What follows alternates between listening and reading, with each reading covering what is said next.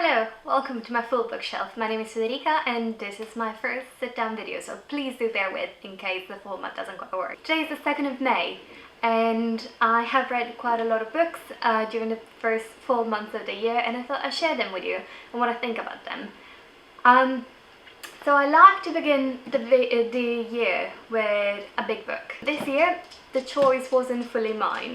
This year I read The Corrections by Jonathan Franzen. This book was incredibly hyped in the press at the beginning of the millennium. Now, the reason why I read this book and the reason why I ended up finishing this book, because I let me tell you, at around 200 pages in, I really wanted to be done and dusted with it. I just didn't want to read it anymore. But the reason why I stuck with it is because it was the January read for one of the book clubs I go to. And I am glad I finished reading it so that I can say that I have read The Corrections and I have a fully formed opinion about it. There is something very specific about this book, and I think it's the fact that none of the characters are likable characters, which is something that is completely fine. It just felt like every single character was almost a caricature of themselves. It didn't feel too real, it didn't feel like I wanted to know more about them. It just felt like these characters were just made to be hated. The one thing that I mostly disliked about this book is the fact that it's very dated. You can tell that this book has been written 20 years ago. Just to give you an overview, which I probably should have done at the beginning before starting talking about it, this follows the story of the Lamberts over a few months of the year. They are a family of 5, so there is a mother, a father and 3 children, 2 boys and 1 girl. I'm saying boys and girls, but they're all adults. Like the parents are in their 60s, almost 70s, and all the children are in their late 30s or 40s. I believe, could be late 30s, mid 30s, but you get the gist, they're adults. The whole story revolves around the fact that the dad has Parkinson's and the mom feels the need to have one last Christmas with all the children and try and make this beautiful, perfect sort of festive feel celebration. And obviously each of the children has a different reason not to want to go there for Christmas. One of the key reasons being that the mother is incredibly dislikable and she puts on a lot of appearances and a lot of she says a lot of fake things to people just to look better, and they don't have a good family dynamic. I was talking about it with people from a book club and we all agreed that we wouldn't necessarily recommend it, but a couple of people agreed with me that I would maybe recommend it to my parents. This book really shows you that everyone has faults and there is something wrong with every one of us, and we could all improve in a way or another. And I think only when you reach the very end you realise why the title is called The Correction. So if you do have a spare 10 days, I would say, and you really want to read it, do read it, but it wouldn't be my first choice. Moving on to the second book I read this year. This is a book that I really enjoyed. I gave it 4 stars and it's Confession with Blue Horses by Sophie Hardach. Not sure how to say the surname. Please do correct me if you know how to say it. Reading from the blurb. Toby and Ella's childhood in East Berlin is shrouded in mystery. Now adults living in London, their past is full of unanswered questions, but remember their family's daring and terrifying attempt to escape. But what happened next? Where did their parents disappear to and why? What happened to Heiko, their little brother, and was there ever a painting of 3 blue horses? The title, you'll realise in the first few pages, has to do with a memory of the main character, Ella. She is now in her 20s and she has a very precarious living situation. She lives in one of the canals in London on a little boat, a little bit raggedy, and while her brother has a very stable job and stable family and all that, she's sort of trying to figure out where she is. The story though is not about Ella herself, it's about Ella's discovery of what happened to her parents. The thing about her parents is that they were East Germans. East Germans during the 1980s when she was born, her brother Toby was born and her brother Heiko was born, or Heiko. Again, not sure how to pronounce it. The thing about this book is that it's fictional, but it's incredibly well researched, and you can tell that the author put a lot of thought in every single thing that happens, whether that's the main character traveling to Berlin and contacting a certain person, or whether that's the way those information are released. You can tell that there is a lot of thought and a lot of care put into the narrative. I found the story itself really compelling and really interesting, and I genuinely wanted to know what was happening to the characters, which is incredibly different from the corrections, where I couldn't care less about the characters, but here I really felt like I wanted to know more, and I wish there was, I don't know, this is just, how many pages is it? 340 pages, and I wish there were like 500 pages just to know more about those characters and their journey and discovery of events in themselves.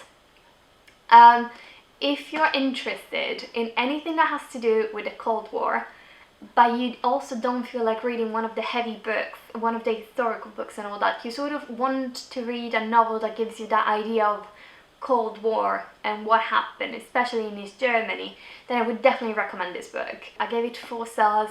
If I found a way to give it 4.5, I'll probably give it 4.5 stars. Genuinely enjoyed it, bought it for myself on my birthday, and I cannot recommend it enough. After that, I read Amsterdam by Ian McEwan. A really short book. I felt like after those 2 books that were quite heavy, I needed something a little bit lighter. It follows the story of Clive and Vernon, who are 2 friends, and the story starts on the day of the funeral of Molly. Molly is a woman who was in both their lives and who they both loved. I felt strange reading this book because I didn't know what I was reading, and I went into this book being completely oblivious as to the genre. Even now, I wouldn't be able to qualify this genre in any way. It is a book that deals with love, but it's not romance. You can only classify it as literary fiction. It's also sort of timeless. I felt like I was really disliking this book, and mostly because I didn't know what was happening. Comes the end of the book, and my boyfriend, who was here in the living room, hears me say, "Oh my god! Oh my god, how could I not see it?" So yeah, it is a book that I would have ranked 3 stars, and then I ended up giving it 4 stars. It gained 1 extra star in the last, say, 20 to 10 pages. It really makes you understand why you spent 150 pages reading what you were reading, just to be able to connect the dots and say, oh, now I see it. Definitely pick it up if it happens to be in your way, because it will not disappoint you in the end, and you feel so satisfied when you finish it, when you're able to finally connect every single dot. And I do believe it has one of the most beautifully crafted endings. Like, there is this scene at the basically very end when you think, what is happening, what's going on, and you can tell that something is happening, but you can't quite tell what is happening, and then it happens and you're like, wow, all this mist that has been going through these pages and sort of not making me understand what was happening is lifted, and I'm left with all these clues that I didn't see coming. So read it, please read it.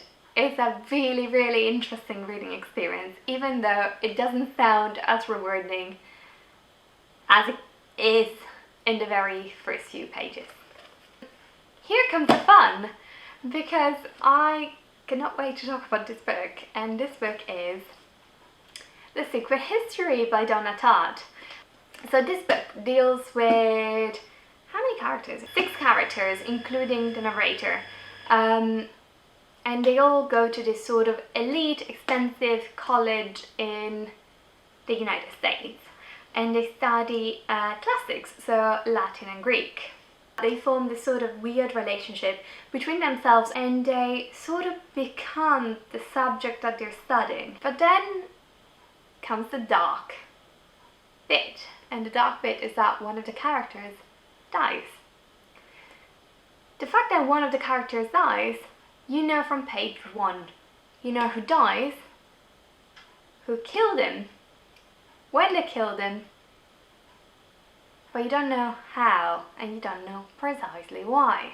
I believe some people have described it as dark academia book, and I think this is the perfect description, because there is this tightly knit group of characters where one of them is the outsider. There is this sort of dark event that happens and shapes the lives of everyone in the group, and obviously revolves around this sort of academic environment where everything has to do with learning. Oh my god, I love this book. It is actually turning out to be quite hard to talk about it, because yes, it's just a phenomenal book. It's beautifully written. It gives you closure, it gives you full character development. The characters are really vivid, and they have really human features. They're not just the usual standard one-dimensional character, oh you're good, oh you're bad. No, everyone is really human. Everyone has faults, everyone has good aspects, everyone has fears and concerns, and really beautiful. Like, the characters are fantastic, storytelling is incredible, and the story itself is really satisfying and a nice read. So this was my first 5-star read of 2020, and if you haven't read it, please pick it up because it's beautiful. Next one is a bit of a different one. It's Elena Ferrante's latest book, La Vita Bugiarda degli Adulti. This is a book that came out in Italian in November 2019, I believe. I got it for Christmas. Like Elena Ferrante's book, has a very interesting narrative.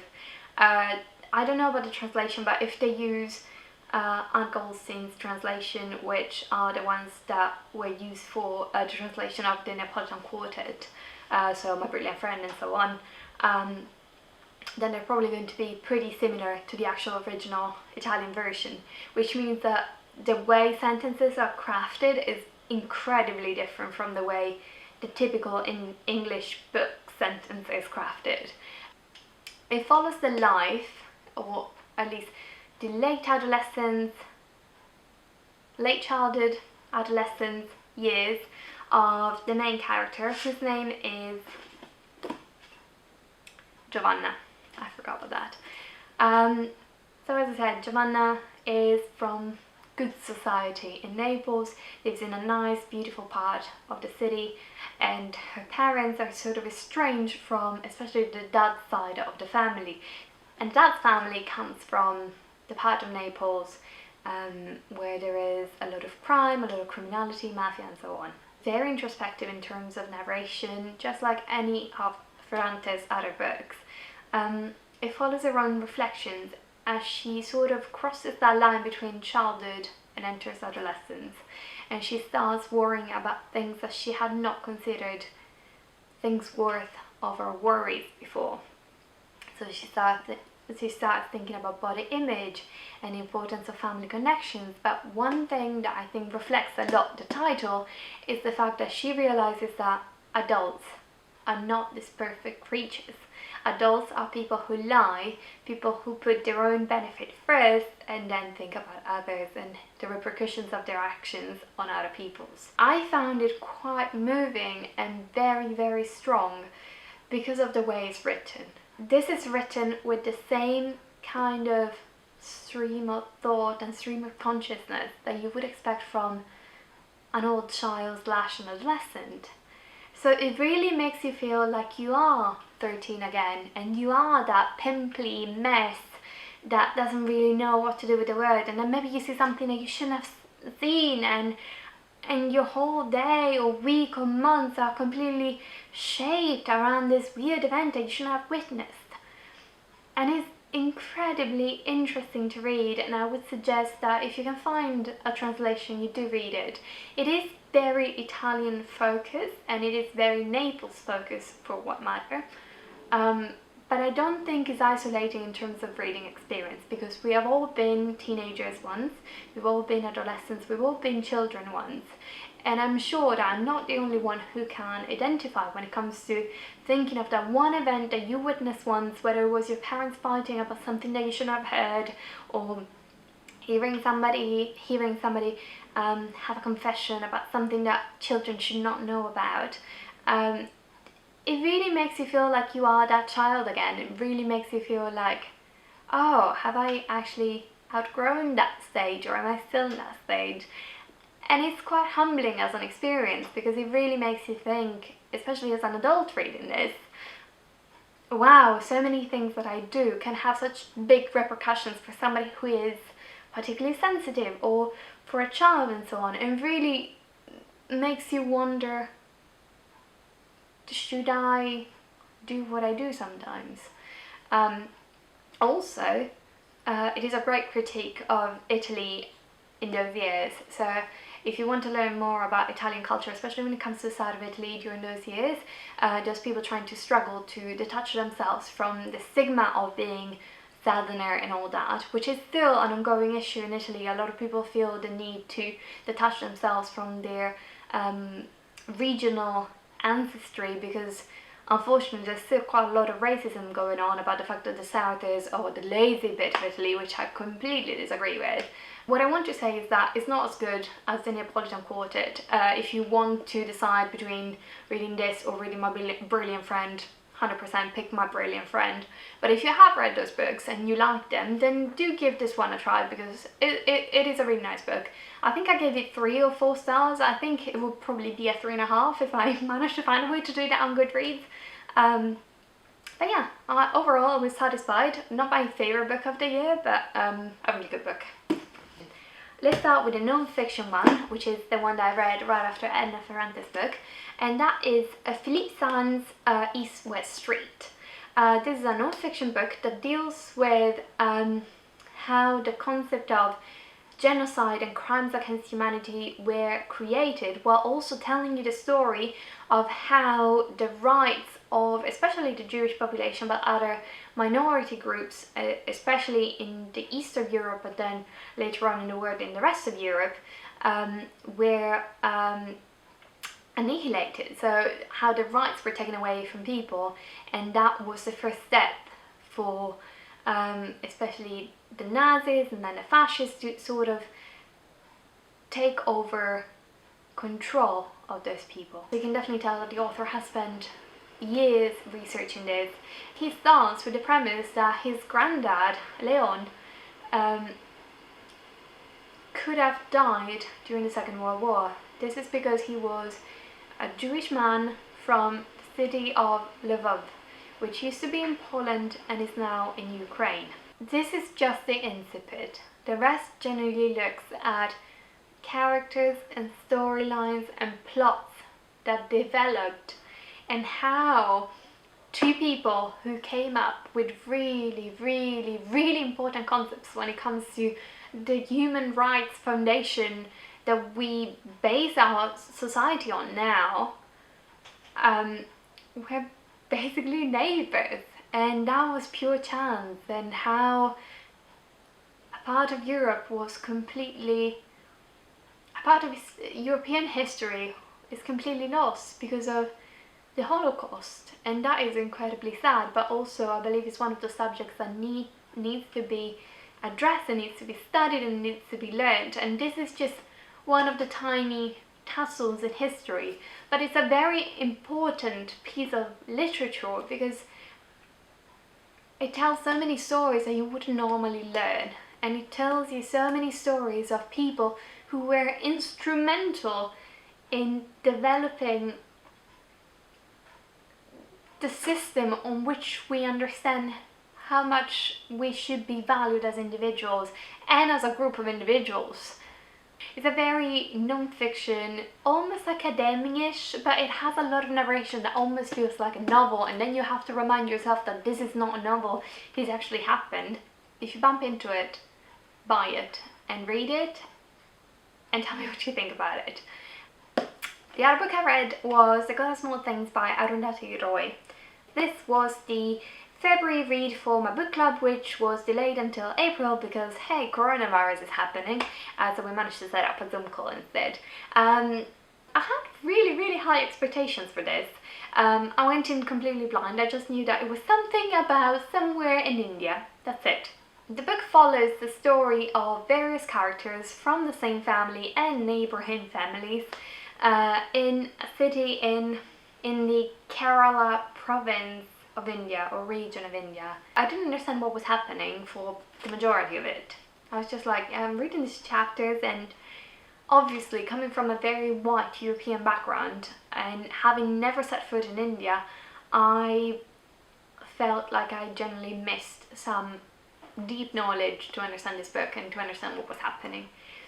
And then it was only once I gave up to the fact that I was never going to understand every single thing that was happening in this book, and I was never going to remember the names of every single character, but I could understand sort of what was happening. The chapters move back and forth between past and present, but you can never really tell what is happening until a few pages into a chapter, when you realize that maybe a character is really old or maybe a character is really young.